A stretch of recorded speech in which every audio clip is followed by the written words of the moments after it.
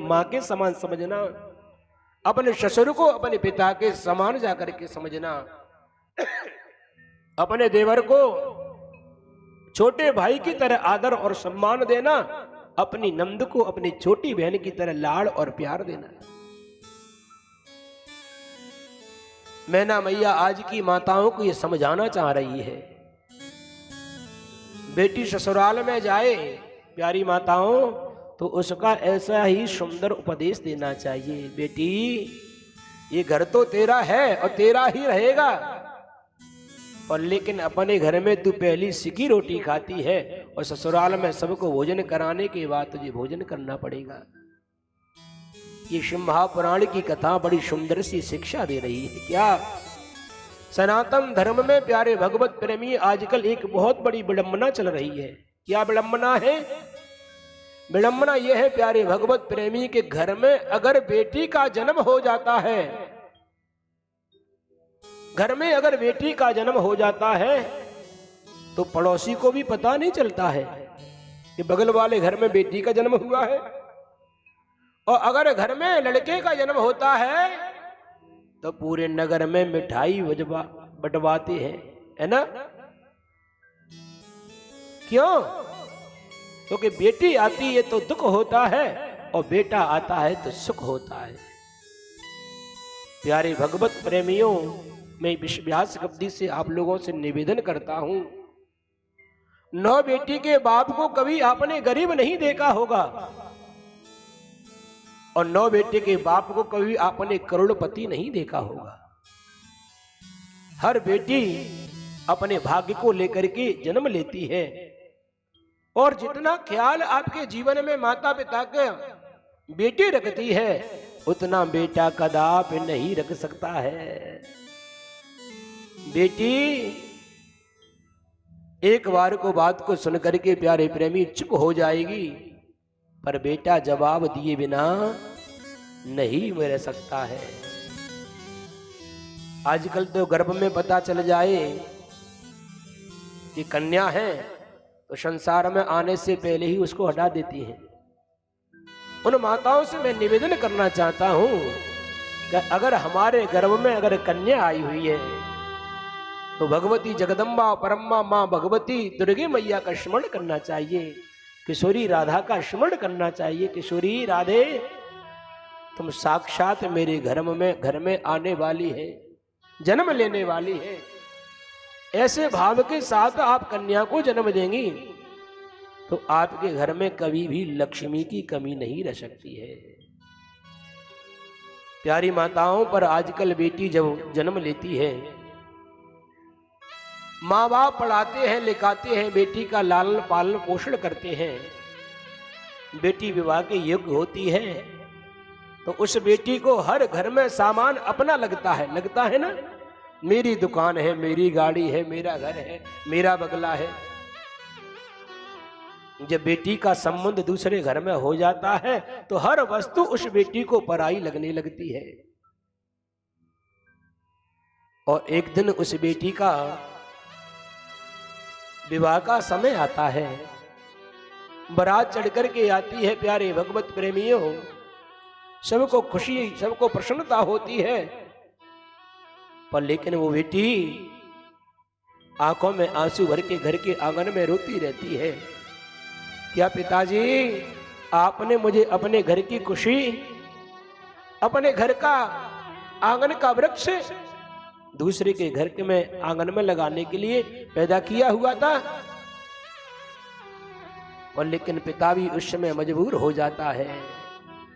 संसार का नियम है, अपनी बेटी को देना पड़ता है, तभी तो हम दूसरे की बेटी लेके आते हैं। प्यारे भगवत प्रेमियों, बेटी आंगन में बैठी बैठी रोती रहती है। घर की हर वस्तु जो अपना समझती थी वो हर वस्तु उसे पराई लगने लगती है। बारात चढ़ के दरवाजे पे आ जाती है। मां खड़े होके देखती, बेटी कहाँ है मेरी? मां ने देखा है कि घर के कोने में बैठ करके बेटी और रो रही है। मां ने दोनों हाथों को बढ़ाया है, अपनी बेटी को गोदी में बिठाया। बेटी, ये संसार का नियम है, तेरे पिताजी भी तेरे नाना के घर से मुझे विवाह करके लेकर के आए हुए थे। मैं तुझसे बस एक ही बात कहूंगी बेटी, आज तू मेरी गोदी में बैठ करके मेरे हाथों से भोजन कर ले, क्योंकि आज तक तूने अपने घर में पहली सी की रोटी खाई है और तू विवाह होकर के ससुराल को जाएगी तो रोटी के साथ साथ में तुझे वहां की सास नंद की बात को भी सहन करना पड़ेगा। सबको भोजन कराने के बाद बेटी तुझे भोजन करना पड़ेगा। भोजन की थाली मां लेकर के आती है, पर लेकिन बेटी मना कर देती है, नहीं मां मेरी इच्छा नहीं है खाने की। समझा करके मां और उस बेटी को प्यारे भगवत प्रेमी भोजन कराती है। भोजन कराने के बाद में विवाह होता है और जब विदा का समय होता है ना, बेटी के विदा के समय प्यारे भगवत प्रेमी कितना भी कठोर हृदय का पिता हो, लेकिन वो भी रोने पड़ता है, रो पड़ता है और बेटी की विदाई के समय को नहीं देख सकता है। भाई अपनी बहन को विदा करके गोदी में लेकर के गाड़ी में बिठाने के लिए जाता है। बहन टकटकी लगा करके देखती है, मेरे पिता मेरे बाबूजी कहां पर खड़े हुए हैं। भाई के गले से लग करके बहन एक ही बात कहती है, भैया मेरे पिताजी बाबूजी का तू ध्यान रखना। कभी कभी तू बाबूजी से झगड़ा करके बाबूजी से बात करना बंद कर देता है। मैं तुझे आज समझा करके जा रही हूं भाई, तू बाबूजी की हर बात को भूल जाना, पर लेकिन बाबूजी के स्वास्थ्य का तू ध्यान रखना। आज हमारे घर की शोभा है भैया, वो हमारे माता और हमारे पिता से, हमारे बाबूजी से है। क्योंकि जिस बेटी का पिता बेटी की विदा करने से पहले, विवाह करने से पहले गुजर जाता है और अपनी बेटी से कहता है, बेटी तेरे विवाह के समय में बहुत धन खर्च करूंगा, करता है ना, पर लेकिन उस समय को आने से पहले ही अपने शरीर को समाप्त कर देता है। अपनी ताकत से ज्यादा धन खर्च करके बेटी को सब तरह की सुख सुविधा प्रदान करता है पिता, पर लेकिन जिस बेटी का पिता नहीं होता है, तस्वीर सामने दीवार पे लगी होती है, मां से गले लगने के बाद, रोने के बाद, और वो तस्वीर के सामने बेटी जाती है तो आंखों में आंसू भर के हाथ पसार के यही कहती है, बाबूजी आपके तो बहुत बड़े बड़े अरमान थे, मैं ये भी दूंगा, मैं वो भी दूंगा, ये भी करूंगा, और लेकिन आज मेरी विदा होने से पहले खुद विदा होकर के चले फोटोओं से, और ऐसा लगता है कि बाबूजी दोनों हाथों से आशीर्वाद दे रहे हैं। बेटी मैं शरीर से नहीं रहा हूं, पर लेकिन मेरा आशीर्वाद सदा तेरे साथ में है। प्यारी माताओं, जब बेटी विदा होकर के और गाड़ी में बैठती है तब उसका पिता रोता हुआ आता है और बेटी को थोड़ा सा ध्यान रखना, अगर तेरे से कोई गलती भी बन जाए बेटी तो अपनी सासू को मां समझ करके, अपने ससुर को पिता समझ करके तू और हाथ जोड़ करके माफी मांग लेना, पर मेरे नाम को तू वहां पर जाके बदनाम मत करना। आज भी ससुराल में कोई गलती हो जाती है बहू से तो बहू का नाम नहीं लेती है सासू मां, क्या कहती है कि तेरी मां ने तुझे यही सिखाया था।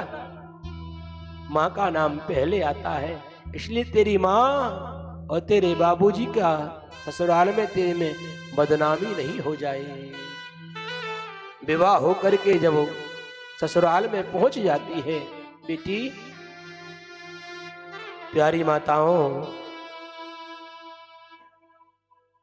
ताकत से ज्यादा धन पिता दहेज में देता है, फिर भी कोई वस्तु की कमी रह जाती है तो बेटी को ताना मारना पड़ता है ना, तेरे पिता ने क्या दिया हुआ है। पर बेटी हाथ जोड़ करके अपने सासू ससुर से यही कहती है, आप चिंता न करें, मेरे बाबूजी आपको और भी देंगे, पर मेरे बाबूजी से, मेरी मां से आप अब शब्द न बोले। बड़ा सुंदर सा भाव है ये विदाई का गीत है, मैं गुड़िया तेरे आंगन की। आइए एक बार हम लोग श्रवण करते हैं। और हमारे मध्य में श्री रविशंकर शर्मा जी एडवोकेट जी पधारे हैं। एक बार उनसे मैं निवेदन करूंगा वो कृपा करके व्यास गद्दी पे पधारे हमारे रविशंकर शर्मा जी। एक बार ताली बजा के इनके लिए बहुत बहुत स्वागत सम्मान करेंगे।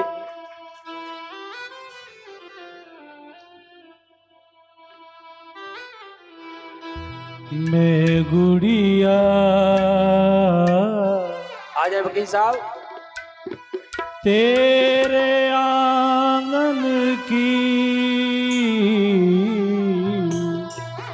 मैं गुड़िया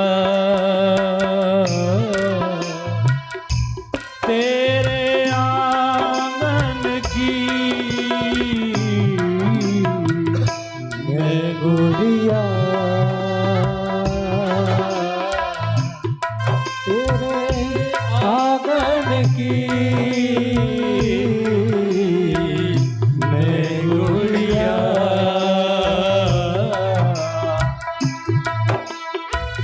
तेरे आंगन की,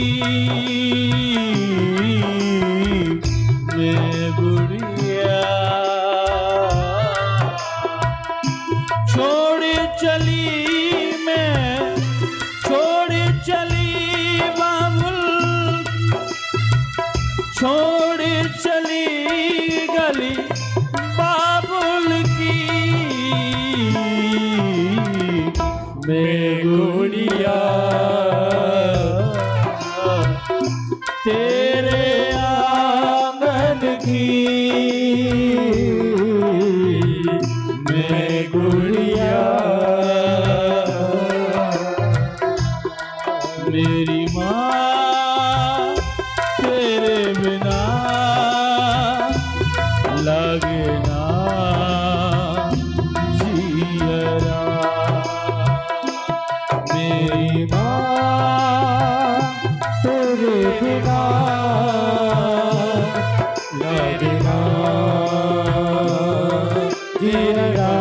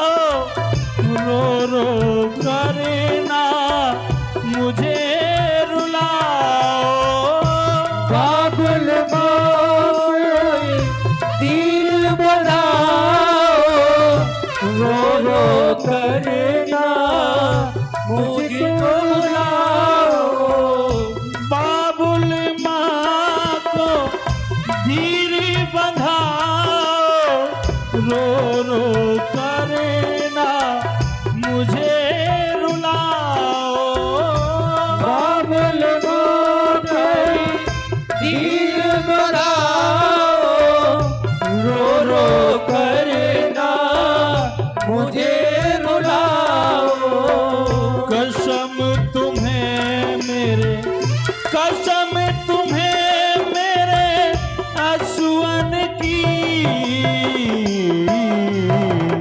मैं गुड़िया तेरे आंगन की, मैं गुड़िया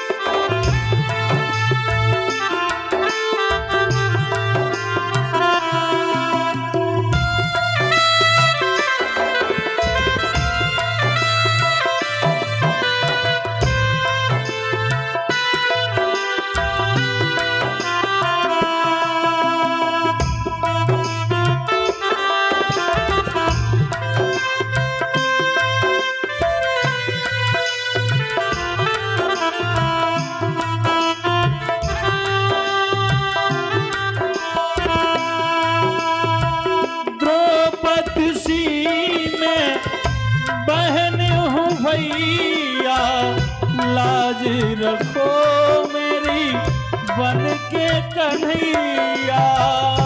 द्रौपदी सी में बहन भैया, लाज रखो मेरी बन के कन्हैया। द्रौपदी सी में बहन हूँ भैया, लाज रखो मेरी बन के कन्हैया। द्रौपदी सी में बहन भैया, लाज रखो मेरी बन के कन्हैया। याद न आए तुम्हें, याद न आए मेरे बचपन की, मैं गुड़िया तेरे आंगन की, मैं गुड़िया तेरे आंगन की, मैं गुड़िया।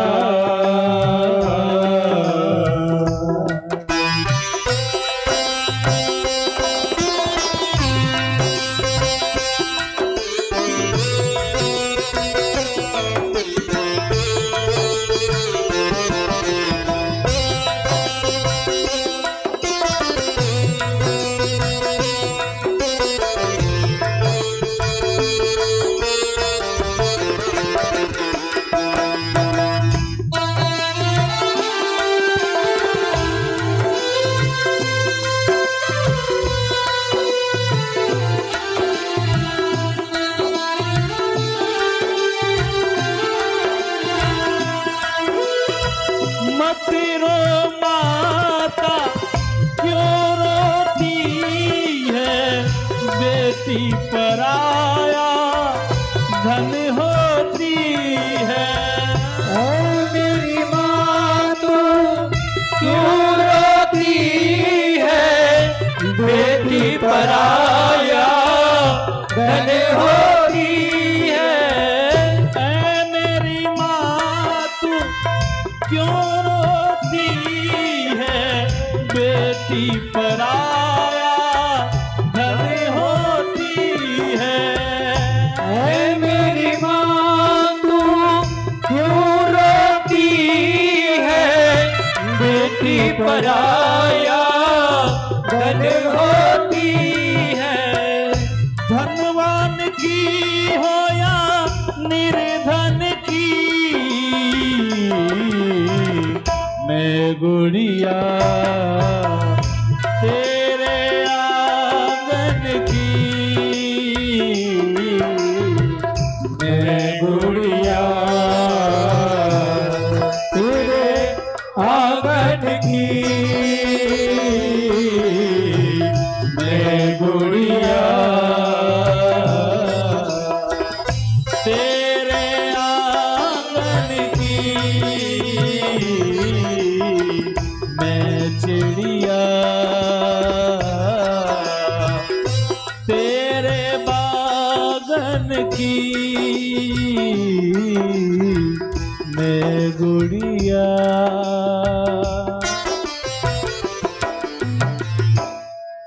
मैं गुड़िया तेरे आंगन की।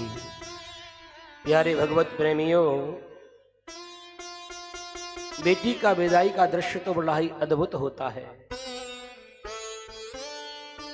कठोर से कठोर हृदय वाला व्यक्ति भी अपने आंखों से आंसू नहीं रोक पाता है। तुलसीकृत रामायण में एक सुंदर सी चौपाई आई है, दूसरे की बेटी हमारे घर पर बहू बन करके आ जाए, ध्यान देना माताएं,